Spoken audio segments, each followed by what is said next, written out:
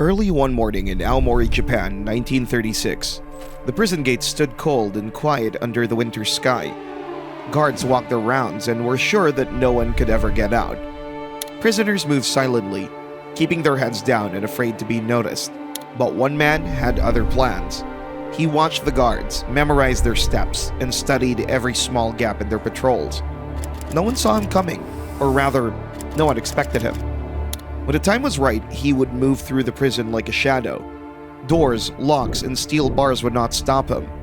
This was only the beginning. He had learned to survive the hard way, and he was about to show that even the strongest prison could not hold him. This is the story of Yoshie Shiratori, in Japan's most infamous prison escape ever.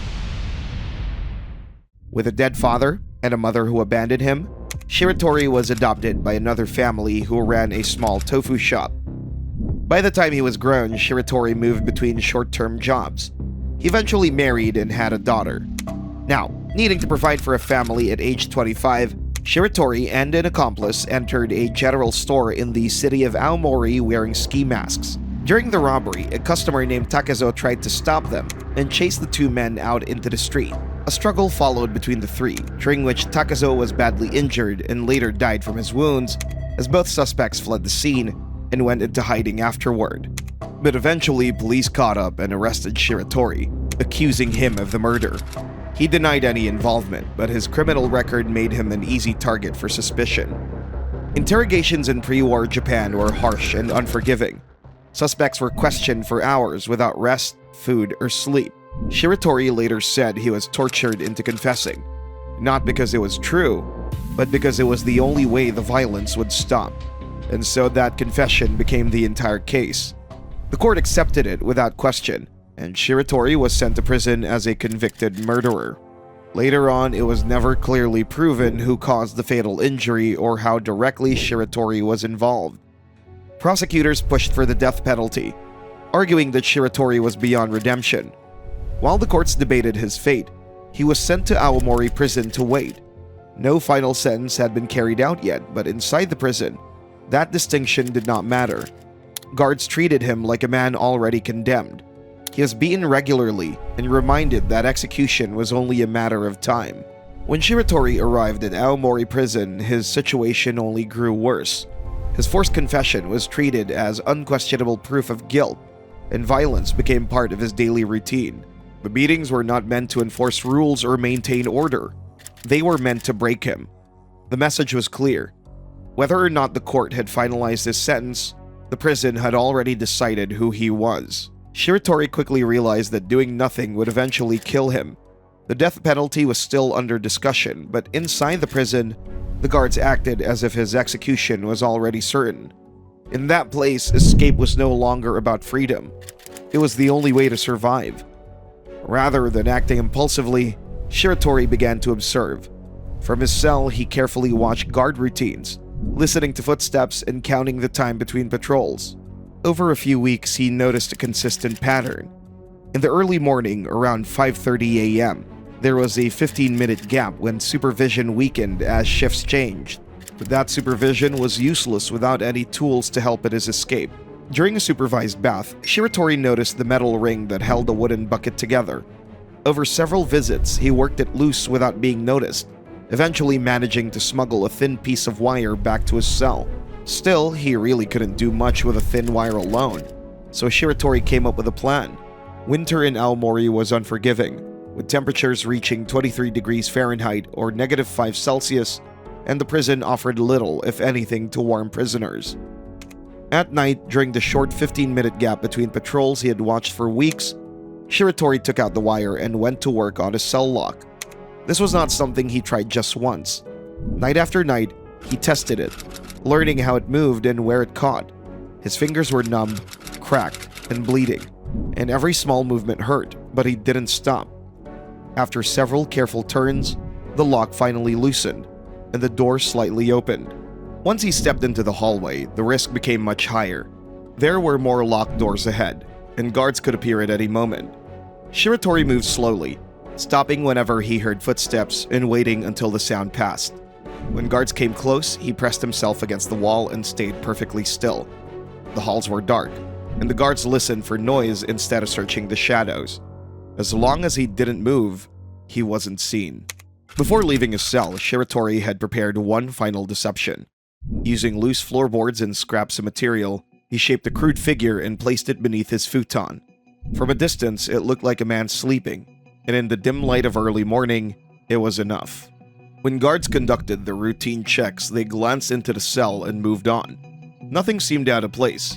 Shiratori was already gone. The escape went unnoticed until morning, when guards arrived to deliver breakfast. Guards opened the cell and ordered Shiratori to stand. When he didn't move, they pulled back the futon and found boards stacked in the shape of a man. By the time the alarm was sounded, he was already gone. By then, he had a full day's head start as he avoided roads and walked mostly at night.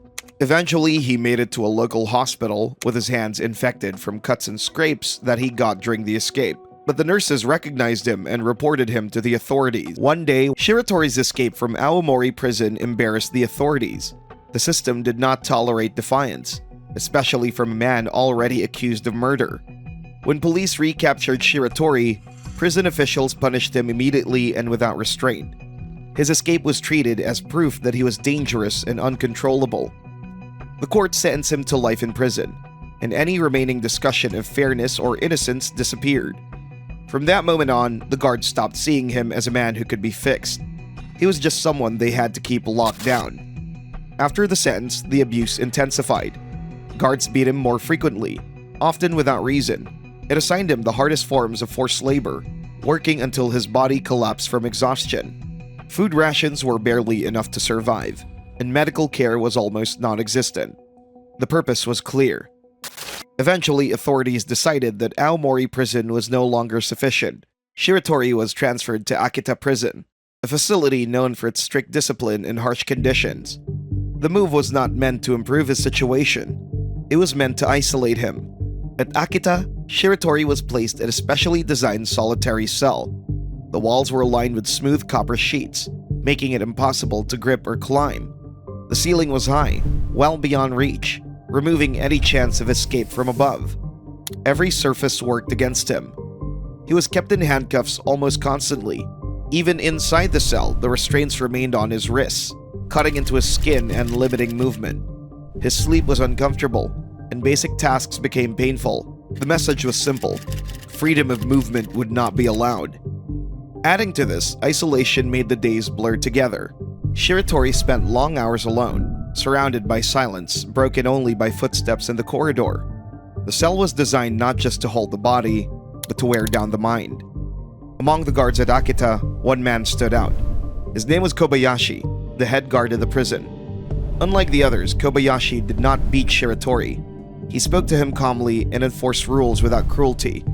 In a place defined by violence, his behavior was unusual. Kobayashi did not offer friendship, but he offered something just as rare.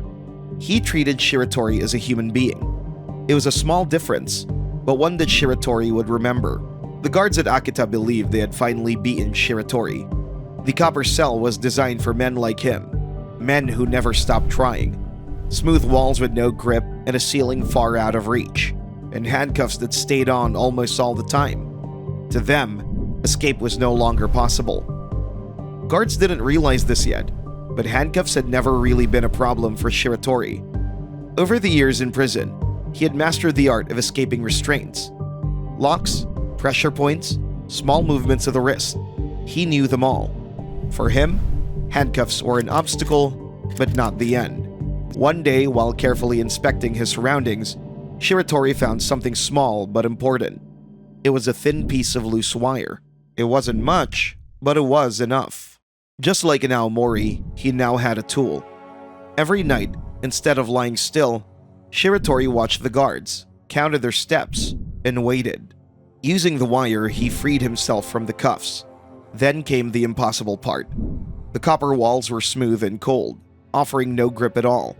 But Shiratori pressed his palms flat against the metal and used the soles of his feet, inch by inch, pushing himself upward.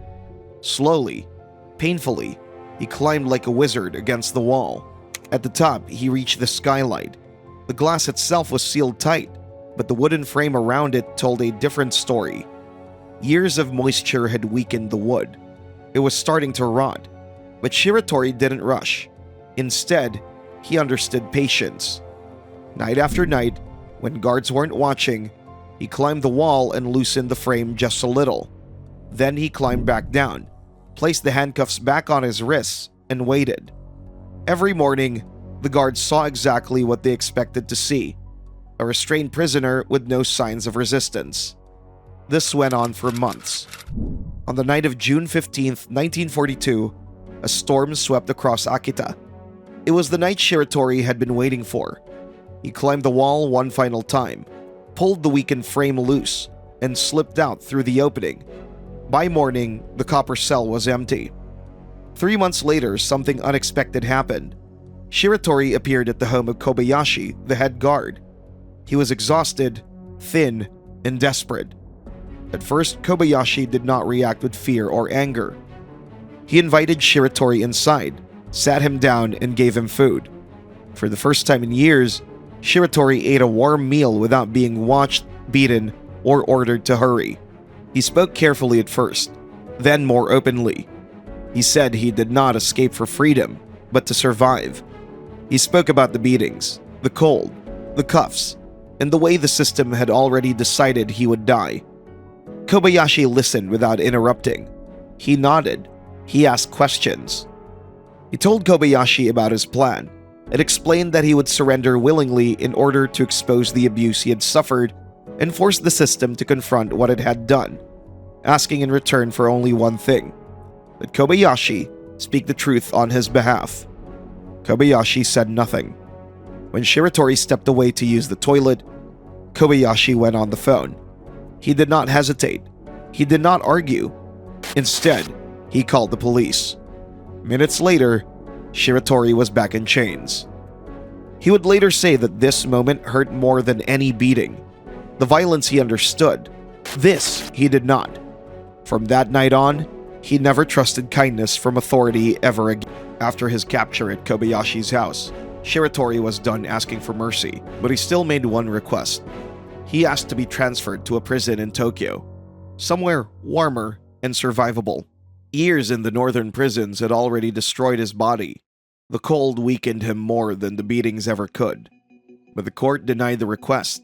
Instead, they sent him even farther north, to Abashiri prison in Hokkaido. Abashiri was not a prison in the traditional sense. Instead, it was a warning, a place designed not to rehabilitate, but to break. No one had ever escaped from it, and many never left at all. When Shiratori arrived in 1943, winter was already tightening its grip. The cells were open to the air, with temperatures dropping well below freezing. Prison food froze solid before inmates could finish eating. He was thrown into one of these cells wearing only light clothing. The cold hit immediately, sinking into his bones. Guards beat him often, not for breaking rules, but to remind him he had none. Once, desperate and furious, Shiratori tried to push past them. He barely took a step before he was knocked down and left on the frozen floor, shaking and unable to move. When he finally stood again, the guards laughed. They clamped handcuffs around his thin wrists, certain the iron would succeed where the cold had failed. Shiratori didn't argue. Instead, he lowered his head and took a breath. He gripped the chain. His hand slipped, but he tried again. His arms shook as he leaned into it. The corridor went quiet. There was a sharp crack, loud and sudden, and the chain split apart. The guards froze, and no one spoke. Shiratori stood there holding the broken cuffs, his breath rising into the air, the laughter gone. In that moment, they understood. Abashiri would not be the prison to break him. Soon after, they built a new cell, known among the guards as the Shiratori-proof cell. It had no wood, no rot, no weak points. Every surface was reinforced steel. There were no keyholes. They fitted Shiratori with solid iron handcuffs that locked his arms behind his back. Each one weighed nearly 20 kilograms. His legs were shackled as well, reducing his movement to slow, painful steps. There were no locks to pick. The cuffs could only be removed by cutting through the metal. Specialists were brought in every few weeks, and the process took hours. Only then was he allowed to bathe. The rest of the time, the iron stayed on. As winter deepened, the guards took further steps. His food was cut in half, strength would fade, hunger and cold would finish what steel could not. To them, this was the end of the line. For a long time, nothing happened. Winter came and then it stayed. The guards watched Shiratori grow thinner, slower, quieter. The beatings had stopped not out of mercy, but because there seemed to be no point anymore. Shackled, starving, and frozen, he looked finished. To the guards, the cell had worked. Abashiri had finally broken him. He knew this prison was different. Strength would not save him here. He could not tear apart these cuffs or climb steel walls.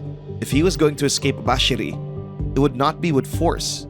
Instead, it would be with patience. Every day, guards slid his meal through the inspection window. It was a small bowl of rice, a few scraps of food, and always miso soup, which was hot at first, then quickly froze in the cold air. Shiratori never drank all of it. Instead, he saved a little each time, letting it collect at the bottom of the bowl. At night, after the guards finished their rounds and the prison settled into silence, Shiratori pulled himself across the floor. The iron cuffs on his wrists and ankles dragged behind him, biting into bone with every movement. Inch by inch, he reached the inspection window. He dipped 2 fingers into the leftover soup and wiped them along the screws of the metal frame. Then the cuffs, then the shackles. Just a thin smear, nothing more. He did this every night. For the first 2 weeks, nothing changed. The metal stayed hard, and even the screws didn't budge. Near the end of the 4th week, one screw shifted, barely. It didn't fall, or it didn't loosen enough to remove. It simply turned. Shiratori pressed his thumb against it and felt the movement again. Using the edge of the loosened screw, he began scraping at the metal around it, shaving it down grain by grain. Each night, he returned to the same spots, working by touch, hiding every mark before dawn. The metal grew dull and then soft. By the time the ice outside began to melt, the steel inside his cell was changing too. By summer, his hands came free, then his legs. The heavy iron cuffs, each weighing more than 20 kilograms, lay on the floor beside him, useless. He moved to the inspection window next, removing the weakened frame piece by piece, always putting back exactly as it had been before morning. Nothing looked disturbed, and nothing raised suspicion. There was only one problem left. The opening was too small. Even without the cuffs, no ordinary man could fit through it. That was the last thing the guards were counting on. Shiratori took a breath and did something only he could do. He dislocated his shoulder and twisted his body inward. Pain shot through him, but he kept going. He forced himself through the narrow opening inch by inch, sliding forward like something without bones. Once outside the cell, he climbed upward. A damaged roof window, ignored for years, waited above him. He pushed it open, pulled himself through, and disappeared into the night. When the guards finally looked inside his cell, they were stunned. His bedding was neatly folded, and his prison clothes were untouched. The shackles were there too, but Shiratori was not. Only later did the guards understand what had happened inside that cell. Every night, Shiratori saved a few drops of the same miso soup they served him. The soup was heavy with salt. Over weeks, then months, that salt soaked into the screws, the bolts, and the iron itself. Salt doesn't break iron all at once. It weakens it quietly. It softens it, and by the time anyone noticed, the metal had already given up. Suddenly, the alarm echoed through the Abashiri prison. Search parties were sent out into the snow and forests, and dogs followed trails that went nowhere. But it didn't matter, because Yoshie Shiratori had done the impossible. He had escaped Abashiri prison, and he was the first man to ever do it. After escaping Abashiri prison, Shiratori had nowhere to go. The guards believed the mountains would finish him if the prison could not, and for a long time it almost did, because the cold was constant, and food was scarce, and every sound in the forest felt like a threat. But Shiratori kept moving, deeper into the wilderness, until he found something unexpected. It was an abandoned mine hidden along the mountainside. The mine became his shelter. It was dark, damp, and barely protected him from the weather, but it was invisible from a distance. During this, survival became his only focus. He learned which berries were safe to eat and which ones would kill him. He trapped rabbits using crude snares made from scrap metal and string. He watched the animals closely and copied what they did. By following bears to nearby streams, he learned how to catch crabs hiding under rocks. For him, every day was a test, and every meal was earned. While Shiratori hid in the mountains, his wife waited far away. She knew the police would never stop hunting him, and as long as the war continued, nothing would change. In secret, she began hoping for something dangerous. She hoped Japan would lose, and she believed that only a complete collapse of the system could erase her husband's past. However, Shiratori remained in the mountains for nearly 2 years. The seasons came and went, and then he grew thinner, older, and quieter. But still, he was alive. But eventually, curiosity overcame fear. He wanted to know what had happened to the world he left behind. One day, he left the mine and walked down toward the nearest village. And what he saw there shocked him. The war banners were gone. The streets looked different. The signs were written in English, and American soldiers walked openly through town, talking and laughing with locals. Shiratori picked up a newspaper in confusion. As he read the news, his hands began to shake. He learned that Hiroshima and Nagasaki had been destroyed by atomic bombs, that Japan had surrendered, and that the war was finally over. For the first time, he realized that hiding no longer made sense because the world had changed, and the system that hunted him was no longer the same. Standing in that village, surrounded by a country he barely recognized, Yoshie Shiratori understood that his time in the mountains was over. After leaving the mountains, he turned south and began walking toward the city of Sapporo. The journey took nearly 50 days. He had no money, no supplies, and very little strength left. Most nights were spent sleeping outdoors, and most days were spent hungry. By the time he reached the outskirts of the city, Shiratori was exhausted and starving. His body was destroyed from years of prison abuse and life in the wilderness. One afternoon, he spotted a small field with ripe tomatoes growing near a farmhouse. Acting on instinct, he took a few, but he never thought that it would change everything. The farmer saw him. Mistaking Shiratori for a known local thief, the man rushed towards him in anger. The farmer attacked first, and in the struggle, Shiratori was stabbed. Bleeding and in pain, he fought back to protect himself. When the struggle ended, the farmer lay dying. Shiratori didn't run because he couldn't. He was too weak. Soon, the police arrived. He was arrested on the spot. At first, they saw only another drifter, but it didn't take long for them to recognize him because of the scars, the records, and the name. The news spread quickly that the man who had escaped prison again and again was finally in custody, and this time, the charge was far worse: murder. Shiratori claimed it was self-defense, and he told them the farmer attacked first, but his past followed him into the courtroom. The district court of Sapporo showed no mercy. For his escapes, his defiance, and now the farmer's death, Shiratori was sentenced to die. He was sent to Sapporo prison to await execution. Sapporo prison was meant to be the end of the road. Shiratori was now on death row, and the authorities were determined not to repeat past mistakes. He was placed under constant surveillance, watched day and night by 6 armed guards whose only job was to make sure that he never escaped again. Every movement was observed. Every breath felt monitored. This time, the guards were confident. Unlike before, Shiratori was not kept in handcuffs. The guards believed there was no need. The cell was stronger than any he had faced before. Reinforced walls, doors, and ceilings. Every opening was carefully measured and made smaller than his body. Windows and skylights were sealed tight. From their perspective, escape was impossible, and Shiratori knew exactly what they were thinking. From the very beginning, he played the role they expected. He appeared broken, stayed in bed for long hours, and stared upward, often scanning the ceiling as if searching for a way out. This behavior only confirmed the guards' assumptions. Based on his past, they believed he would try to escape from above, so they focused their attention there. What they didn't realize was that this was all an act. While guards watched the ceiling, Shiratori paid attention to the door. During meals, he quietly saved small items. A spoon here, a piece of cutlery there, and even his miso soup bowl became a tool. Slowly and carefully, he began loosening the floorboards beneath his futon. The work was slow and painful because each movement had to be silent. Each night, the boards were placed back exactly as they'd been, and this continued for more than a month.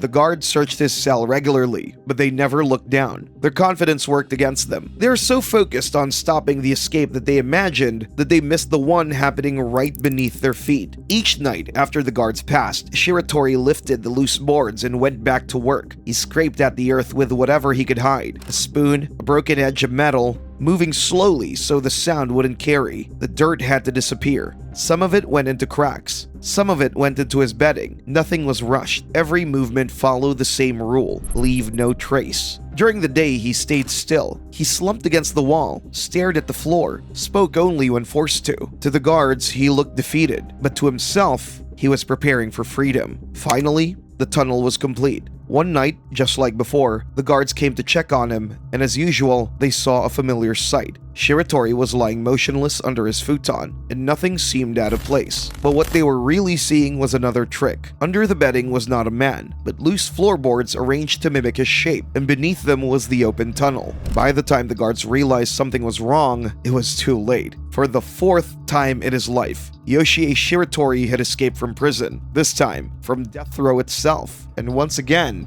he vanished. By 1948, Shiratori was exhausted. He had escaped prison 4 times, lived years on the run, and survived conditions that should have killed him, but his body was no longer the same. He was older now, slower, and constantly tired. Every escape had taken something from him, and there was little left to give. One day in the Kotani area of Sapporo, Shiratori stopped to rest. As he sat quietly, a police officer happened to sit down beside him. The officer didn't recognize him. To him, Shiratori was just another worn-out man catching his breath. They exchanged a few words, nothing important. Shiratori stayed half-turned, watching for any change, ready to disappear the second something felt wrong. Then, something unexpected happened. The officer sat beside him and offered a cigarette without asking any questions or giving any orders. Shiratori accepted it, his hands visibly shaking as he lit it and sat down instead of walking away. He remained there in silence, smoking while the officer waited, making no move to restrain him. After a long moment, Shiratori finally spoke and gave his name, ending years of running not through force, but through the first quiet act of kindness he had received from anyone in authority. He admitted that he was Yoshie Shiratori. He had confessed that he had escaped from Sapporo prison the year before, and that he had escaped from prison 4 times in total. But this time, he didn't run. For the first time, Yoshie Shiratori chose to stop. After Shiratori's voluntary surrender, the outcome was not what many expected. Instead of being sent straight back to death row, his case was reopened. Japan was no longer the same country it had been before the war, and the justice system was slowly beginning to examine past convictions more carefully. For the first time, the full story of Yoshie Shiratori was placed under review. The High Court of Sapporo examined his story in detail, not just the escapes, but the years of abuse that led to them. Records and testimony revealed repeated beatings, forced confessions, extreme isolation, and treatment that pushed him to the edge of survival. The court also reconsidered the tomato field incident. After reviewing the evidence, it was ruled that the farmer's death had occurred during self-defense. Shiratori had been attacked first and was already wounded when the struggle turned fatal. With that decision, the foundation of the death sentence collapsed. The court formally revoked his execution order and replaced it with a 20-year prison sentence. More importantly, they approved his long-denied request to be transferred to a prison in Tokyo. Shiratori was sent to Fuchu prison, far from the freezing northern facilities that had nearly killed him. Life at Fuchu prison was unlike anything he had experienced before. The guards did not torture him, and he wasn't beaten nor humiliated. He was spoken to calmly and treated as a person serving a sentence, not an enemy to be broken. The rules were strict, but they were enforced without cruelty, and for the first time, Shiratori stopped trying to escape. Despite his reputation and his past, there were no more attempts. No secret tools, no plans, and no deception. He followed orders, worked quietly, and caused no trouble. The man who had escaped 4 of Japan's toughest prisons no longer felt the need to run. Years passed without incident. In 1961, Yoshie Shiratori was released on parole. He walked out of prison legally, carrying no tools and making no plans. After his release, Shiratori returned to Aomori to reunite with his daughter. She was a grown woman, now with a family of her own. The reunion was quiet and distant, as years of separation had made them strangers to one another. His wife died while he was still behind bars, long before he was ever released. By the time his sentence finally ended, there was no one left to return to. For the next decade, Shiratori survived by working odd jobs, living a simple life, and staying out of trouble. In 1979, he died of a heart attack at the age of 71. And remember, Shiratori did not stop escaping because prisons became stronger. He stopped because someone finally treated him like a human being.